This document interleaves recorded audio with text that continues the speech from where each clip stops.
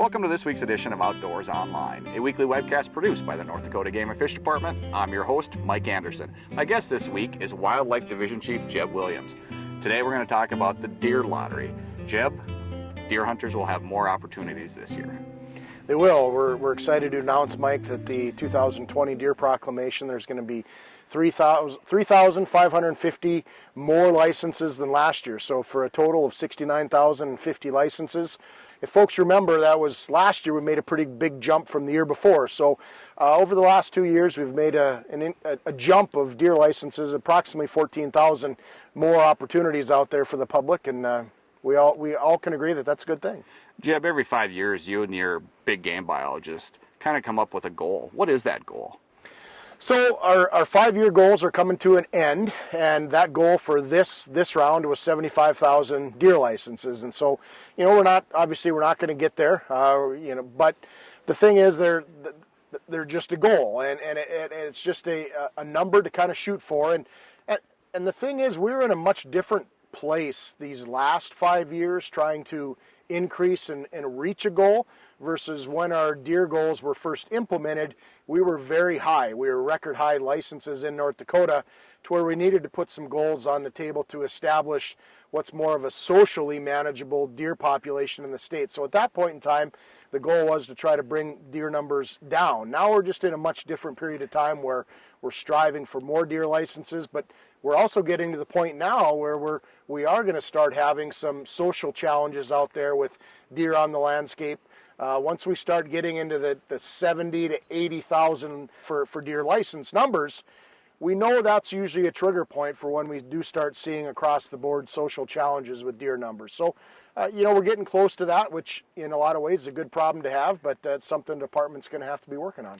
How do we determine the numbers, I guess? So we use a variety of different things. We have some very important data that we collect during the winter months, which is our winter whitetail surveys.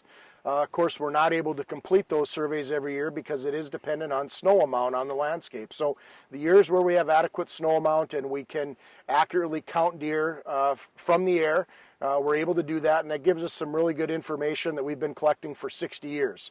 We also look at the previous year hunter success rate. That's always a good indicator of how plentiful deer are on the landscape. A unit by unit management with our 38 units that we have across the state of North Dakota. We also, look at landowner tolerance. Again, talking about the social component, knowing what kind of problems landowners may or may not be having as far as, that number of deer on the landscape. Field observations, input from our department, input from the public at a variety of different public advisory board meetings across the state always helps us give a good indicator of what that deer population is doing. Is it going up? Is it going down? And those are then some of the challenges as far as if we want to continue those numbers to go up and down, and we know the opinions always vary on that. Okay, you mentioned deer are managed by units. Most people probably know that, but explain. Yeah, so again, across the state we have management regions. Those are the bigger chunks where the habitat is close to the same in those management regions, and then usually that's broke down into 5, 6, sometimes more actual units, deer hunting units in those management regions, which makes up the 38 units we have across the state. So we try to manage consistently with what the habitat is on the ground, on those landscapes, whether it's more of a wooded landscape, whether it's more of a prairie type landscape. Those different areas again are broke down. Badlands, for example, those areas are broke down by management regions, which then make up our 38 different deer units all across the state. Okay, let's talk whitetail numbers, Jeb. Whitetail numbers are continuing to look better. Most of the licenses that we're increasing this year are attributed to increased numbers of whitetail deer on the landscape. And the eastern part of the state has lagged behind a little bit over the last number of years. And fortunately this year we're seeing 6 units in the eastern part of the state where we're having increase in licenses, and then the rest of the units in the eastern part of the state are at least staying the same from last year. Jeb, why are those numbers going up?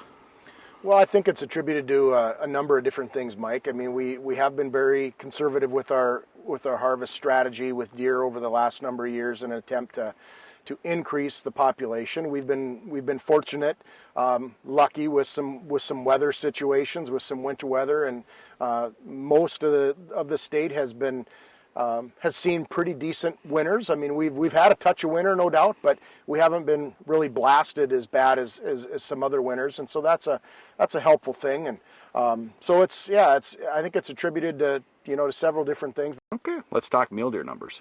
Mule deer numbers appear to be in good shape, stable, I guess is what I would say. Big game supervisor Bruce Stillings just got done completing the spring mule deer survey, and overall mule deer numbers are up a little bit. Showed they got through the winter really well in the western part of the state, and our 8 management units out there, and we're going to be seeing an increase of mule deer licenses in Unit 4B, and then a decrease of licenses in 4D south of the interstate. So they kind of balance each other out, and we're going to be issuing the same number of mule deer licenses as we issued last year. We typically get more deer applicants than we have licenses for. Are there strategies that people can do to better their odds? No doubt there is. Obviously there's majority of our people that want to apply for a license want to shoot a buck, put in for that antlered segment of that, and I understand that. I get that as a deer hunter, but if a person wants to deer hunt, your odds go up tremendously, almost to a guarantee in majority units, that if you put in for an antlerless tag, you're going to draw it, just so you can participate in deer hunting, so where you can guarantee that opportunity to put some venison in the freezer. Right, and not that this is going to happen again this year, but last year there were some units that had concurrent tags. Correct, yeah, and we'll be looking at that again too in the southwest part of the state, where we do have CWD on the landscape, so our harvest management is a little more aggressive as far as managing for that little lower deer density in some of those areas. And we did implement for the first time since 2011 a concurrent season, which does allow people to purchase multiple rifle deer licenses. So we did that last year, and we'll be exploring that again this year to see how the first lottery goes and see what's remaining and available for that area or for other areas as well. Speaking of chronic wasting disease, Jeb, any regulation changes this year? Well, there is some additions to chronic wasting disease, not necessarily any changes, some additions. As people know, we have chronic wasting disease, have had chronic wasting disease in 3F2. Over the last couple of years, we've had positives in 3A1 and 3B1. And then last year, it was documented in deer hunting unit 4B. And so there are some changes to our CWD proclamation that adds as far as baiting and transportation restrictions for those units and then some of those units around there. So really encourage people to make sure they're familiar with our chronic wasting disease proclamation. And really to sum it all up, when it comes to the transportation restrictions, when somebody's deer hunting in those units, is that there's two pieces that we don't want people bringing out of those units, and that's what our transportation restrictions do. They don't allow for people to bring out the brain material or the spinal column, and so we understand there's some inconveniences associated with that, but those are the two items that we don't want people bringing out and potentially contaminating other areas of the state that don't previously have CWD. Any other changes to the deer proclamation? Actually, there are a couple additions that I think it'd be good to talk about, Mike. And we talked earlier about just the overall increased number of deer, that trend information that does point to increasing deer numbers across most areas in the state. And we're dealing with that a little bit right around the Bismarck area as well. So north of Bismarck, along the Missouri River, excellent whitetail deer habitat. A fair amount of development taking place in that area, which makes it tough to reduce the number of deer with rifle hunting.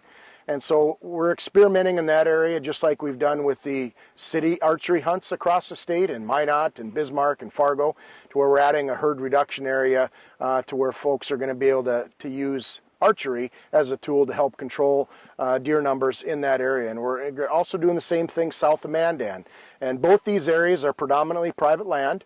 And again, they're areas where it's very difficult, if not impossible, to use rifles as a way to control deer numbers in that area. And so we're going to experiment in those areas and try to be able to use these herd reduction areas with a more targeted approach to reduce those deer and hopefully increase landowner tolerance. And we're working with the local archery club here in Bismarck that's going to try to incorporate some youth hunting into those areas, and hopefully at the end of the day, all in all, it's going to be a win-win for everybody. Okay. The big question is when is the deadline and how do you apply?